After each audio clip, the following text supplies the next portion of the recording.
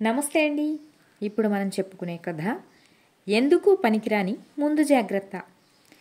వెంకటగిరి అనే ఊరిలో రామన్న సోమన్న అనేవారున్నారు. వారిద్దరూ ఇరుగు పొరుగు వారే. వారిలో సోమన్న తనకు ముందు జాగ్రత్త ఎక్కువని గొప్పలు చెప్పుకుంటూ ఉండేవాడు.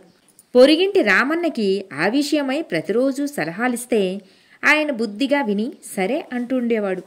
ఇది ఇలా ఉండగా ఒకసారి ఒక సాధువు గ్రామాధికారిని కలుసుకుని ఈ ఊరికి గ్రహదోషం రానున్నది, ఆ కారణంగా పంటలకు చీడపట్టి నాశనమయ్యే ప్రమాదమున్నది, ఇంట్లో గ్రహశాంతి జరిపి పూజలు చేసిన వారికి ఈ దోషమంతా తొలగిపోయి ప్రమాదం తప్పుతుంది, రేపు వచ్చి పూజ ఎలా చేయాలో చెబుతాను, ఆసక్తి ఉన్న వారందరూ ఉదయమే స్నానం చేసి శుచిగా రచ్చబండ వద్దకు వచ్చి నన్ను కలుసుకోండి అని చెప్పి వెళ్ళిపోయాడు. గ్రామాధికారి సరేనని ఆ మేరకు ఊళ్ళో అలా చాటింపు వేయించాడు. ఆ చాటింపును విన్న రామన్న అంతా మూఢనమ్మకం అంటే సోమన్న ఒప్పుకోకుండా ఈ ప్రపంచంలో మనకు తెలియనివి చాలా ఉన్నాయి, సాధువు మన హితవు కోరే చెప్పాడు, అదీ కాక పూజ చేస్తే మనకు వచ్చిన నష్టమేం లేదు కదా, నా మాట విని నువ్వు కూడా రేపు రచ్చబండ వద్దకురా అని చెప్పాడు సోమన్న. దానికి రామన్న సరేనని మరుసటి రోజు ఉదయమే స్నానం చేసి పూజా మందిరంలోని దేవుడికి దండం పెట్టుకుని బయటకు వచ్చి సోమన్నను పిలిచాడు.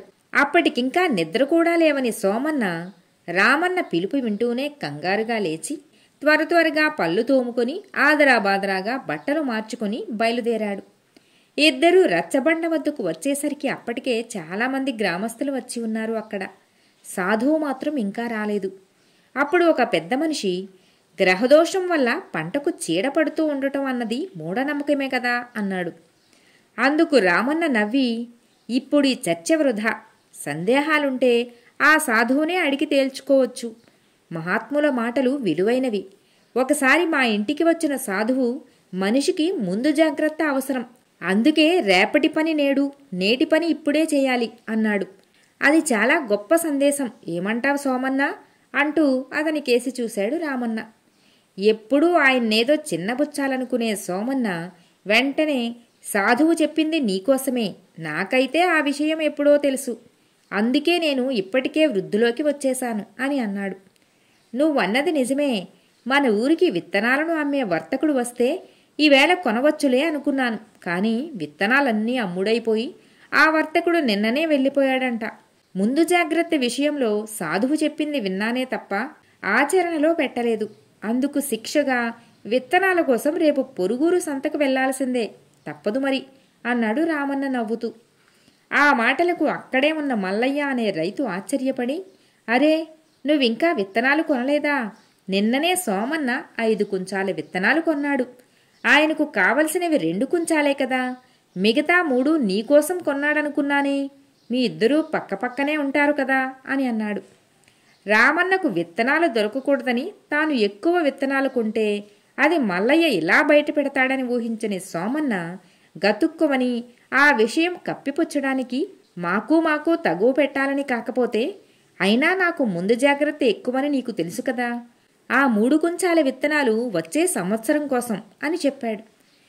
రామన్న ఆప్యాయంగా సోమన్న భుజం తట్టి, మన మధ్య గొడవలెందుకు వస్తాయి సోమన్న, నీ సంగతి నాకు తెలుసు కదా, అందుకే నువ్వు అదనంగా విత్తనాలు కొన్నావని తెలిసినా నాకు ఇవ్వమని అడగలేదు నిన్ను అని అన్నాడు. ఆ మాటలకు కాస్త ఇబ్బంది పడుతూనే సోమన్న ఏమనాలా అని ఆలోచిస్తుండగా అప్పటికి అక్కడికి సాధువు వచ్చాడు.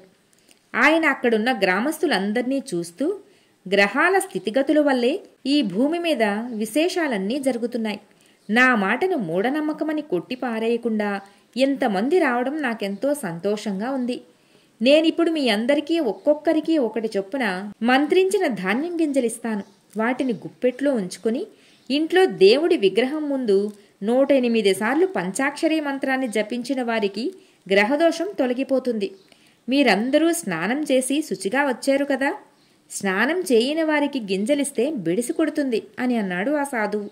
వెంటనే అక్కడున్న వారిలో సోమన్నతో సహా మరో 10 మంది స్నానం చేయలేదని భయపడి వెనక్కు తగ్గారు.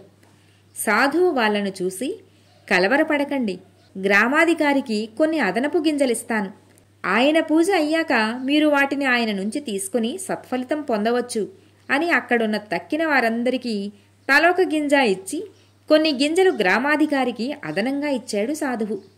అప్పుడు మల్లయ్య సోమన్నకేసి హేళనగా చూస్తూ, నీ ముందు జాగ్రత్త ఏమైంది? సమయానికి స్నానం చేసి వచ్చి ఉంటే నేరుగా సాధువు నుంచే ధాన్యం గింజలు తీసుకునేవాడివి కదా అని అన్నాడు. రామన్న వెంటనే, అయ్యా, సాధువు నుంచి ధాన్యం గింజలు తీసుకొని వాళ్లలో మా సోమన్న కూడా ఉన్నాడని నాకు తెలియదు. స్నానం నియమం మిగతా వారందరికీ వర్తిస్తుందేమో కానీ ఆయనకు వర్తించదని సాధువుకు చెప్పి ఆయన చేతనే గింజలు ఇప్పించేవాణ్ణి. ఎందుకంటే మా సోమన్నకి ముందు జాగ్రత్త ఎక్కువ కదా, నేటి స్నానం నిన్ననే చేసేశాడు అని అన్నాడు. ఆ మాటలు విన్న వారందరూ గుల్లుమని నవ్వారు. రామన్న చేతిలో మరోసారి భంగపడ్డ సోమన్న ఆ తర్వాత ఎన్నడూ ఎవరి వద్ద ముందు జాగ్రత్త గురించి మాట్లాడలేదు. కథ సమాప్తం.